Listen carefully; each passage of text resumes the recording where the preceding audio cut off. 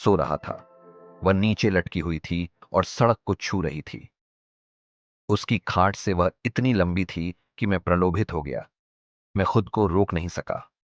मैं दौड़कर घर गया, कैंची लाया, उसे पूरी तरह से काट दिया और उसे ले जाकर अपने कमरे में रख लिया। सुबह में उसे पता चला होगा कि वह गायब है। वह विश्वास नहीं कर सका, क्योंकि उसकी पूरी पवित्रता उसी में थी, उसका पूरा धर्म उसी में था, उसकी पूरी आध्यात्मिकता नष्ट हो गई थी। लेकिन पड़ोस में हर कोई जानता था कि यदि कुछ भी गलत होता है तो सबसे पहले वे मेरे पास दौड़ेंगे, और वे तुरंत आए। मैं यह अच्छी तरह जानते हुए बाहर बैठा था कि वे सुबह आएंगे। उन्होंने मेरी ओर देखा, मैंने भी उनकी ओर देखा। उन्होंने मुझसे कहा, तुम क्या देख रहे हो? मैंने कहा, तुम क्या देख रहे हो? वही चीज। उन्होंने कहा, वही चीज। मैंने कहा, हां, वही चीज। तुम इसका नाम लो। उन्होंने पूछा, तुम्हारे पिता कहां हैं? मुझे तुमसे बिल्कुल बात नहीं करनी है। वे अंदर गए। वे मेरे पिता को बाहर लाए और मेरे पिता ने कहा, क्या तुमने इस आदमी के साथ कुछ किया है? मैंने कहा, मैंने इस आदमी के साथ कुछ नहीं किया है, लेकिन मैंने एक छोटी काटी है जो निश्चित रूप से इस आदमी की नहीं हो सकती, क्योंकि जब मैं इसे काट रहा था तो वे क्या कर रहे थे? वे इसे रोक सकते थे। उस आदमी ने कहा, मैं सो रहा था। मैंने कहा, यदि जब आप सो रहे होते और मैं आपकी उंगली काट देता तो क्या आप सोए रहते? उन्होंने कहा, यदि कोई मेरी उंगली काट रहा होता तो मैं सोया कैसे रह सकता था? मैंने कहा, वह निश्चित रूप से दर्शाता है कि बाल मृत होते हैं। आप उन्हें काट सकते हैं, लेकिन किसी व्यक्ति को चोट नहीं पहुंचती, कोई खून बाहर नहीं आता। तो फिर यह हंगामा किस बात का है?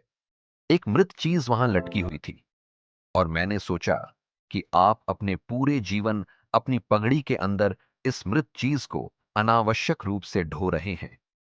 क्यों ना आपको राहत दी जाए? यह मेरे कमरे में है, और मेरे पिता के साथ मेरा अनुबंध है कि मैं सच्चा रहूंगा। इसलिए मैंने उनकी छोटी बाहर निकाली और कहा, यदि आप इसमें इतनी रुचि रखते हैं तो आप इसे वापस ले सकते हैं। यदि यह आपकी आध्यात्मिकता है, आपका ब्राह्मणवाद है, तो आप इसे बांध कर रख सकते हैं और अपनी पगड़ी के अंदर रख सकते हैं। यह वैसे भी मृत है। यह तब भी मृत थी जब यह आपसे जुड़ी हुई थी। यह तब भी मृत थी जब मैंने इसे अलग किया। आप इसे अपनी पगड़ी के अंदर रख सकते हैं। और मैंने उस आदमी के सामने अपने पिता से पूछा, मेरा इनाम? उस आदमी ने कहा, यह किस इनाम की मांग कर रहा है? मेरे पिता ने कहा, यही तो समस्या है। कल उसने एक अनुबंध का प्रस्ताव रखा था कि यदि वह सच और ईमानदारी से बोलता है तो वह न केवल सच बोल रहा है, वह सबूत भी दे रहा है। उसने पूरी कहानी बता दी है, और इसके पीछे तर्क भी है कि वह एक मृत चीज थी, तो एक मृत चीज से क्यों परेशान होना? और वह कुछ भी छिपा नहीं रहा है। उन्होंने मुझे 5 रुपए का इनाम दिया। उन दिनों उस छोटे से गांव में 5 रुपए एक बड़ा इनाम था। वह आदमी मेरे पिता पर पागल था। उसने कहा, आप इस बच्चे को बिगाड़ देंगे, आपको उसे 5 रुपए देने के बजाय पीटना चाहिए। अब वह दूसरे लोगों की चोटियां काटेगा। यदि उसे प्रति चोटी 5 रुपए मिलते हैं तो शहर के सभी ब्राह्मण खत्म हो जाएंगे, क्योंकि वे सभी रात में बाहर सो रहे हैं। और जब आप सो रहे होते हैं तो आप अपनी चोटी को अपने हाथ में पकड़कर नहीं रख सकते। और आप यह क्या कर रहे हैं? यह एक मिसाल बन जाएगा। मेरे पिता ने कहा, लेकिन यह मेरा अनुबंध है। यदि आप उसे दंडित करना चाहते हैं तो यह आपका काम है। मैं इसमें नहीं आऊंगा।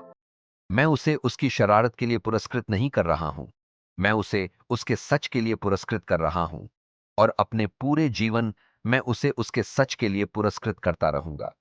जहां तक शरारत का संबंध है, आप उसके साथ कुछ भी करने के लिए स्वतंत्र हैं। मेरे पिता ने मुझे केवल एक बार दंडित किया था, क्योंकि मैं एक मेले में चला गया था जो हर साल शहर से कुछ मील दूर हुआ करता था। वहां हिंदुओं की पवित्र नदियों में से एक नर्मदा बहती है, और